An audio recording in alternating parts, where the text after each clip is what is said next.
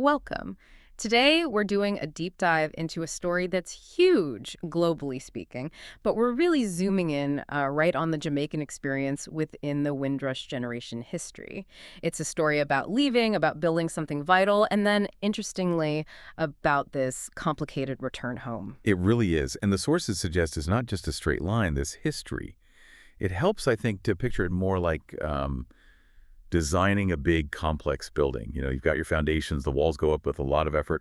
There's culture filling the spaces, but also cracks appearing, and then these unexpected new extensions later on. It's a useful way for you to map it all out. I like that foundations, walls, extensions. Okay, let's start right there with the foundation. That really key moment, almost like something from a film, Summer 48.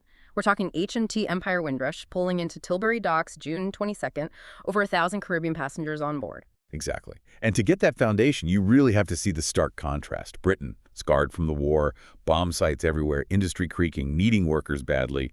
And the NHS, the National Health Service, was literally weeks from launching. It needed people. Right. Meanwhile, Jamaica was under real economic pressure, high unemployment, opportunities just felt very thin on the ground. It was this definite push and pull situation driving the movement. It seems kind of amazing given how battered Britain was that they were actively recruiting.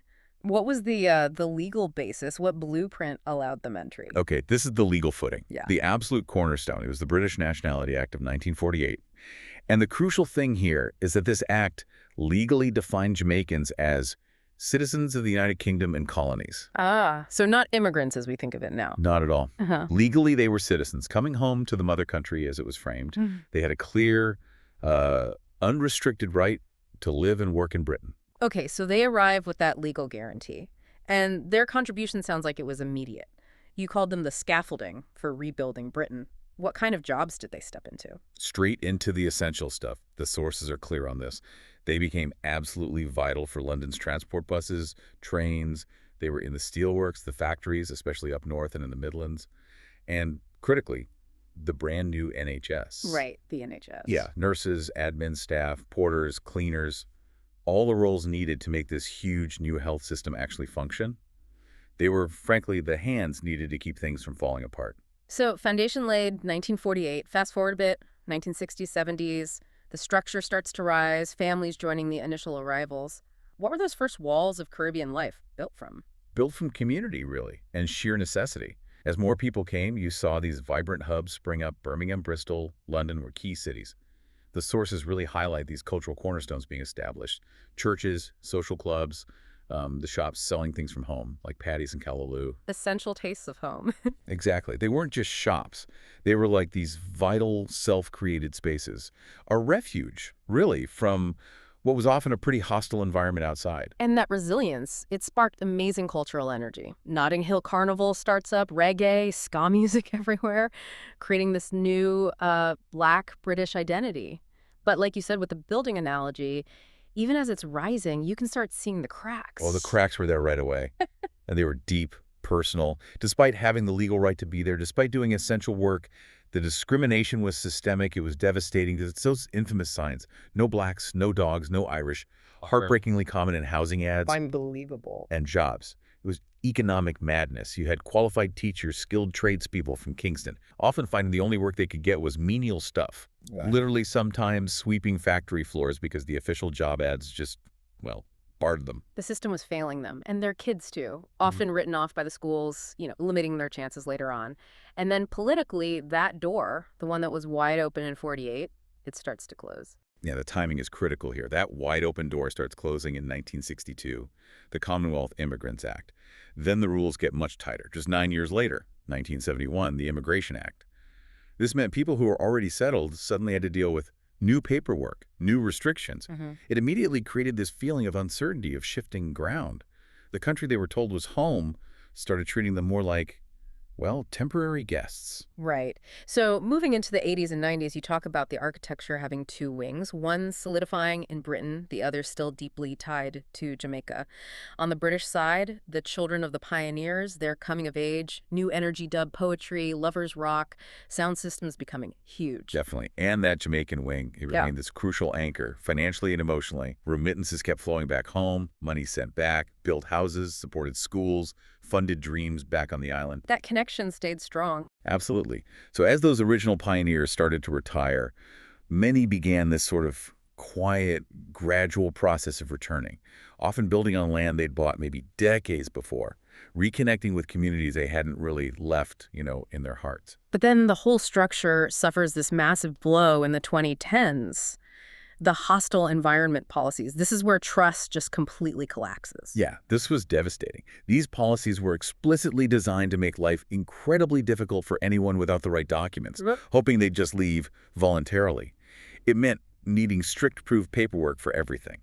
Working, renting, even getting essential health care. Okay. But here's the terrible, tragic irony. Thousands of people who'd lived in Britain for 50, 60 years, some since they were kids, they just didn't have that paperwork. And why not? Because the Home Office itself, the government department responsible, had actually destroyed many of the original landing cards from the Windrush era. Wait, so the government got rid of the proof they needed and then demanded that same proof. That's the core of the tragedy, isn't it? It's absolutely central. By 2018, the whole scandal just blew up. Yeah. You had people who'd built entire lives in Britain, paid taxes, worked in public services, suddenly being told they were illegal, losing jobs, being denied NHS treatment. And the worst cases, detained, even deported back to Jamaica, a place some hadn't seen since infancy or barely remembered. Just awful. Trust. I mean, it's like finding a massive crack in the building's foundation. It's incredibly hard to rebuild, even with apologies and promises of compensation later on. Yet, even after that betrayal, the story keeps evolving. There are new extensions being added to this house, so to speak. Oh. Let's talk about this quieter movement happening since the 2000s, maybe? The reverse migration, the second, third generations British-born moving back to Jamaica. Yeah, this new extension, as we're calling it, it's really complex, really fascinating.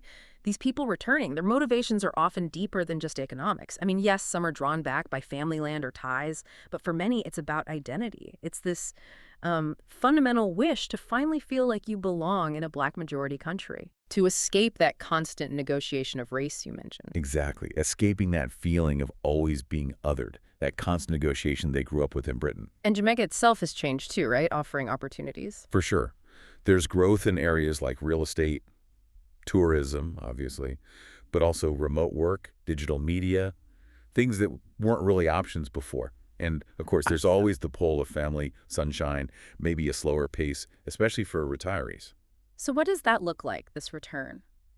It's interesting. They're creating these kinds of hybrid lives, bringing British qualifications, professional networks, maybe some capital, building modern homes next to the old family yard. Yeah. You literally have people on Zoom calls for their London-based jobs sitting on a veranda overlooking Kingston Harbor.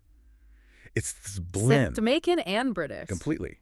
They're both at home, but also, adjusting. It feels like they're completing this long historical circle, reconnecting the diaspora right back to the source. And then finally, we get to the 2020s, and there's this moment of, well, commemoration for the pioneers. 2023 marked the 75th anniversary. Britain acknowledged the debt stamps, memorials planned, although the actual process for justice and compensation for the scandal victims is still painfully slow for many. It is. And at the same time, Jamaica is actively reaching out to its diaspora. They recognize the huge value there. They offer things like dual citizenship. They host investment conferences specifically for the diaspora, schemes to encourage return and investment.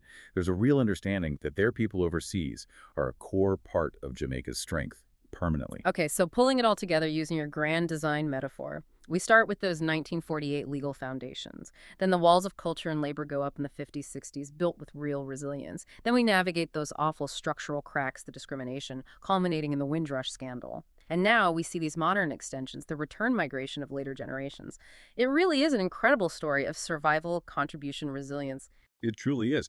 And it just shows, doesn't it, that the links between Jamaica and Britain, they were never actually broken, just constantly being reshaped, redefined. The whole Windrush story really underlines that migration often isn't just a one-way street. It's a cycle, sometimes spanning generations. Which leaves you with a final thought, maybe.